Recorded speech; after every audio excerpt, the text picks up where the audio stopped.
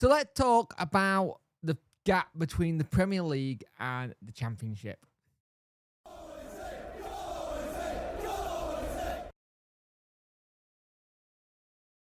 Hello and welcome to this video. If you could like, share and subscribe to the channel, much appreciate it.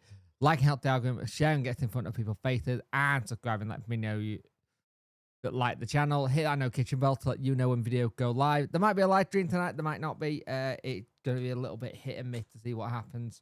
I think I may have got something else planned as well, so we'll see.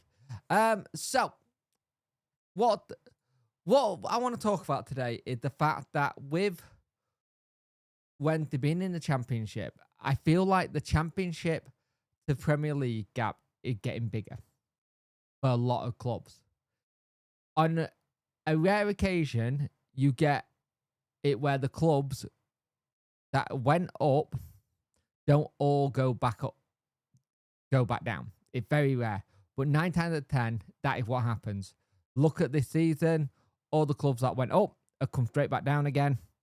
And 2 out of the 3 that came down last season have gone up.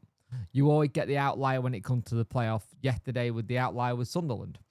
Now, the thing is, when we last had the opportunity to go to the Prem in the playoff when we lost to Hull, it was £100 million worth of money available. It's now like £250 million or 220. It's around about that.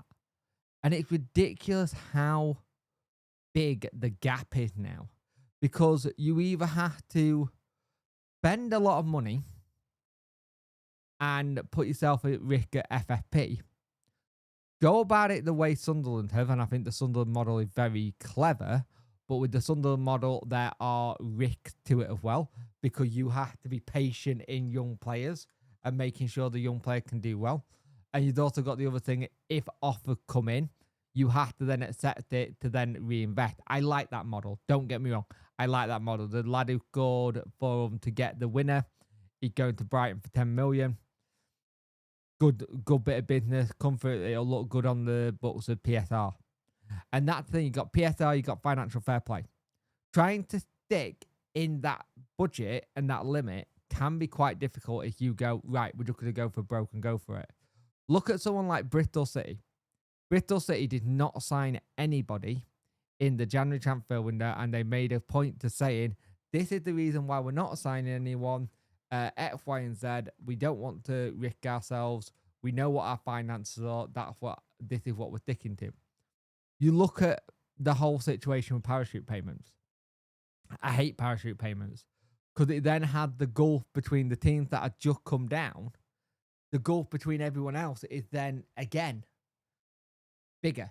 The gulf is again bigger than what they were when they first went up. Like, you look at Ipswich the season before that, came up from League One, managed to do the double promotion, no parachute payments. Again, another one that was the outlier. Each season, you will get an outlier of a team that will sometimes break the mold and get in that period. You look at the likes of Norwich, Stoke, haven't been able to come back, and that with them having the parachute payments.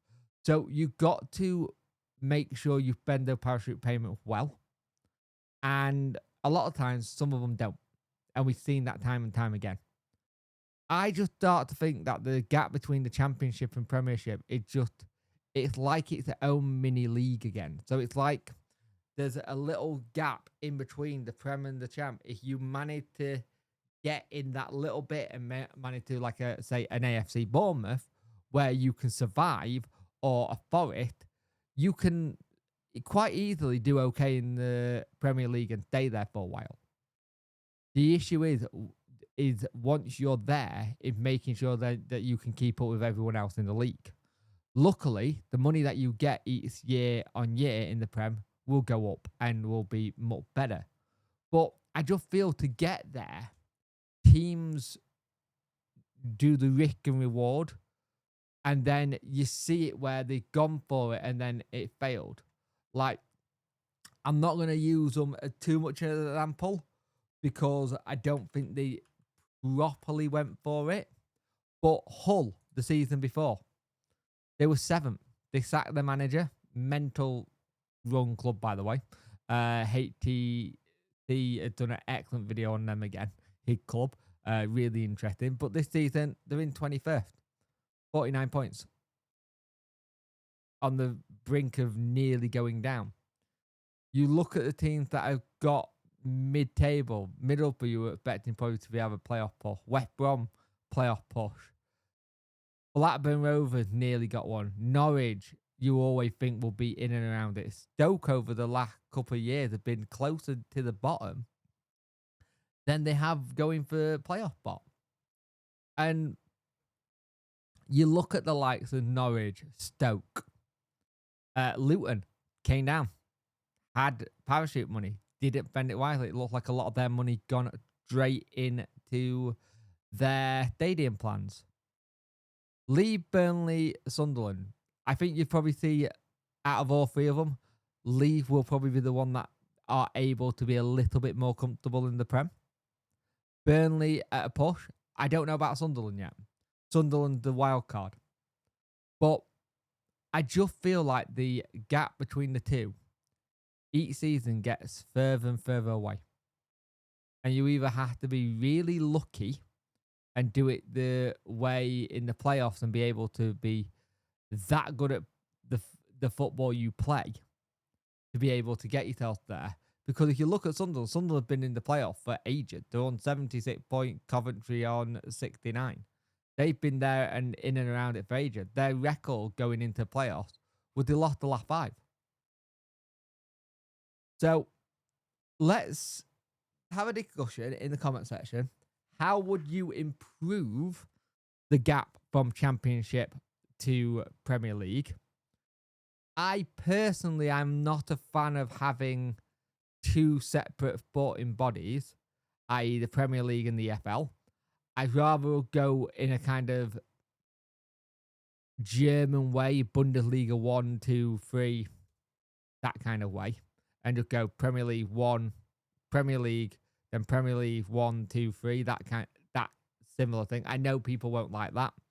And then it just puts it all under one governing body instead of having 2 separate ones. And I think having it under 2 separate governing bodies can complicate things a little bit because the EFL has to agree to some of what the Premier League want to do. Like a lot of the Premier League clubs will sort out with the payment situation, how much the payments are going to be for if you go down to the Championship. And the EFL can say, we don't think that's right, or they can put things in place, but then it just feels weird. Like you look at what's happening with Leicester coming down. Leicester coming down this season, they needed to stay up. They're going to be potentially hit with a 15-point deduction to start the season. And that's already hitting them into a bit of a relegation scrap from the Osco. Now, it's all speculation at the moment on that one, but you are getting to the point where you are seeing more people, when they break the rules to get to the Prem, getting hit with punishment when they come back down, which I like. Don't get me wrong, I do like that. I think that's the right way of doing it. It's not a case of them going up thinking, oh, we're not going to get hit. At least people get hit by it. But, again, let me know in the comment section below. I'd like to know what your guys' thoughts are. Is the gap between Championship and Premier League getting too big?